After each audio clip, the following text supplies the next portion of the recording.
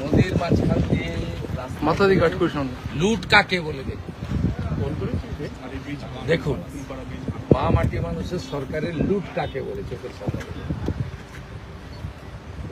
শুধু দেখান যে নদীকে কি করেছে, নদীর মাঝখান দিয়ে এই গাড়িগুলো শুধু চেহারা দেখান, আর এই ব্রিজটাকে নিজেরাই ভেঙেছে, সারাইনি দিয়ে এখানে অস্থায়ী এই আন্দোলনকে ঠিক আমাদেরকে 14 দিন জেল কাটিয়ে এবং আন্দোলন করতে গিয়ে এরা আমি যে 16 জন 14 জন জেল 16 জন কাটিয়ে ওই কর্মসূচি সরকারের লেভি 1000 টাকা করে একটা গাড়ি করতে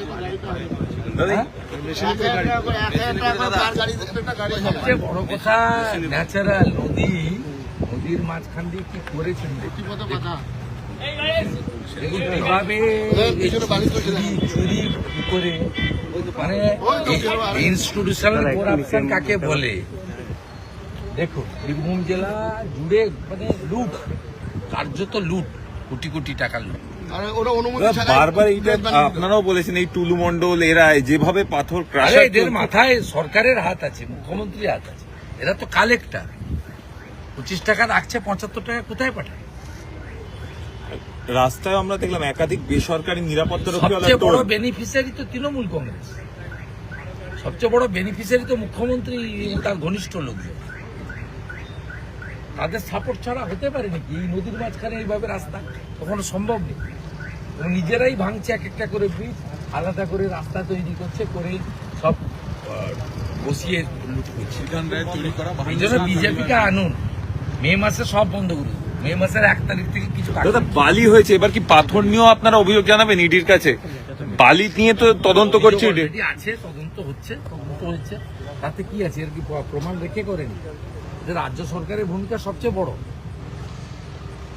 রাজ্য সরকারের ভূমি রাজস্ব দপ্তরের যে নকল ডিসিআর, সে আটকাবেন কি করে?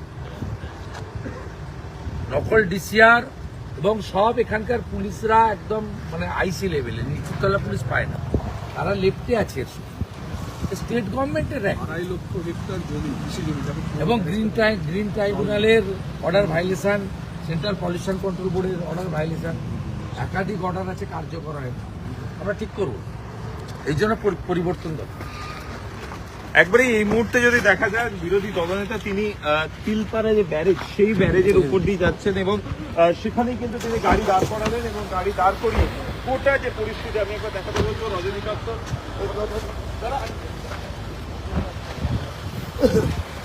একবারে দেখো, এই মুহূর্তে আমি রজনীকান্ত বেরাকে একবার দেখাতে বলবো, ব্যারেজের উপর দিয়ে একবারে কিন্তু